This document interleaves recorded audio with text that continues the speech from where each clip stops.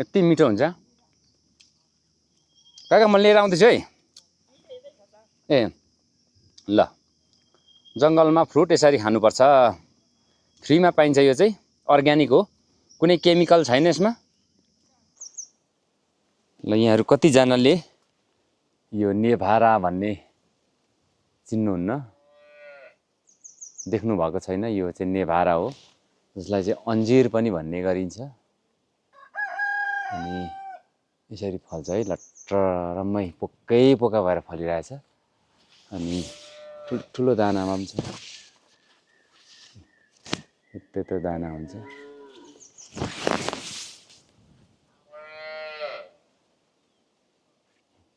यस्तो हुन्छ नेभाराको दाना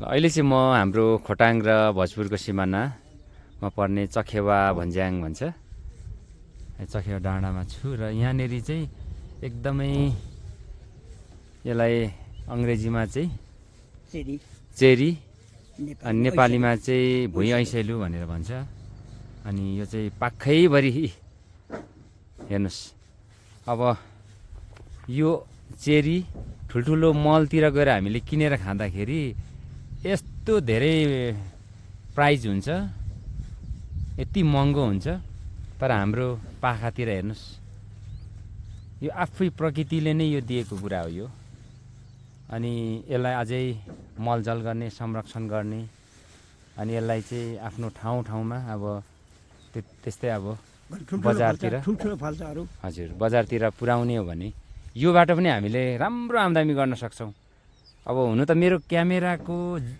अब मैले जुम गरेको लेन्सले कतिको क्याप्चर गर्यो मलाई थाहा छैन तर यो पाखैभरि यो ऐसेलु छ है अब यतापट्टि पनि छ पुरै अनि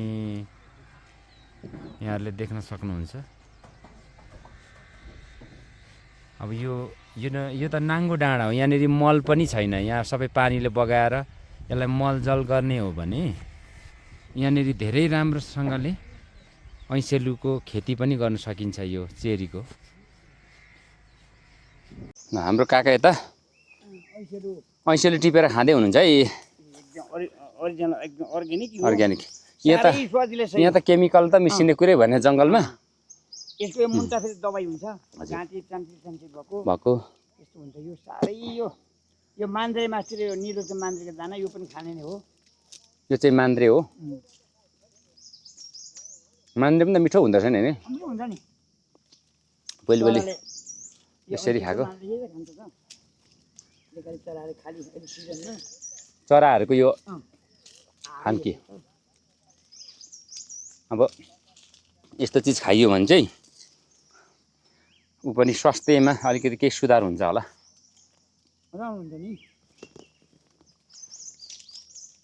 आया घोचो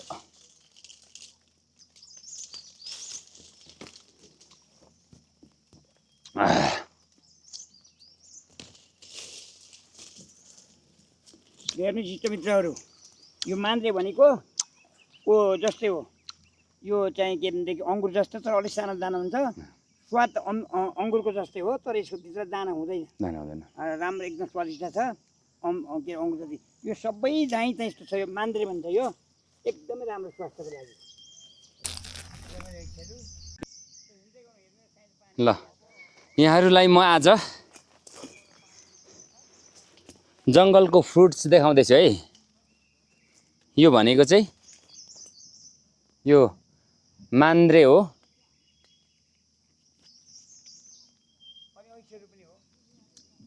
यति मिठो हुन्छ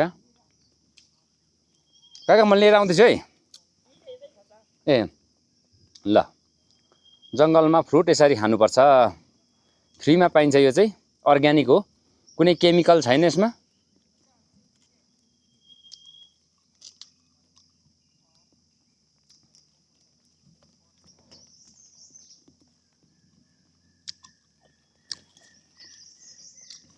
मुख चाहिँ यस्तो हुन्छ फेरि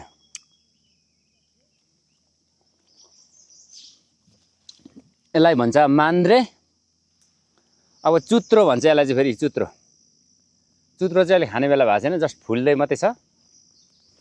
अनि यसलाई भन्छ ऐसेलु।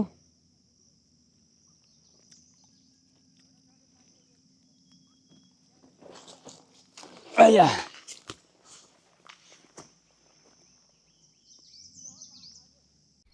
यो चाहिँ आलमन्ड हो, बदाम। यो बदामको रुख यस्तो हुँदो रहेछ, ठ्याक्कै आडु बखडाको जस्तै हुँदो रहेछ। अनि यसको फल पनि ठ्याक्कै आडु बखडै यसपालि यो चाहिँ जोगबारी, हाम्रो खोटाङ जिल्ला साकेला गाउँपालिका वार्ड नम्बर 1 हाम्रो सेखुवा सिरान हाम्रो जोगबारी भन्ने ठाउँमा चाहिँ यो फलेको। यो चिया बगान धेरै चाहिँ फलेको छैन रहेछ, एक दुईवटा यहाँनिर पनि फलिरहेको छ। ल यहाँहरू कतिजनाले यो नेभारा भन्ने चिन्नुहुन्न, देख्नु भएको छैन। यो चाहिँ नेभारा हो, जसलाई चाहिँ अन्जिर पनि भन्ने गरिन्छ। अनि यसरी फल्छ है, लट्टरम्मै पोकै पोका भएर फलिरहेछ। अनि ठुलो दानामा पनि छ, यत्रो दाना हुन्छ।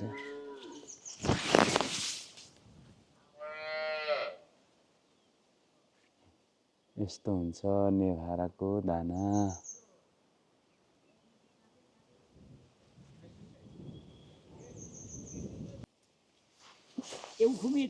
हजुर उखु, ल उखु यो लोकेसन कतिमा थियो यो उखु भनेको? यो 2250 यता किबी 2250 मिटर माथि उखु पनि हुँदो रहेछ। अनि यो किबी मजाले फलेको छ। ऊ त्यहाँ अलमन्ड पनि छ, त्यो फलेको छ। यो चाहिँ हो, यो के आल्चा हो, यो पनि फलेको छ। आल्चा हो, सबैतिर हुँदो रहेछ हौ। यहाँ पछाडि चियाको चिया छ, पर यो चिया चाहिँ छ। यो यति भयो यो चिया यो यो यो चाहिँ अर्थोडक्स। अर्थोडक्स भनेको यो एकदम महँगो होला, महँगो चिया। अब यो पहिलो पहिलो कलरको दिनु।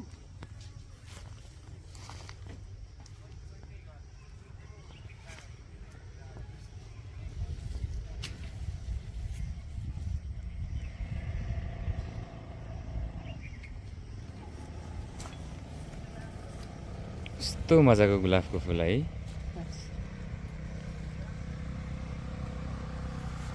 यो चाहिँ दिक्तेल, यो शुभम फाउन्डेसन फुल हो।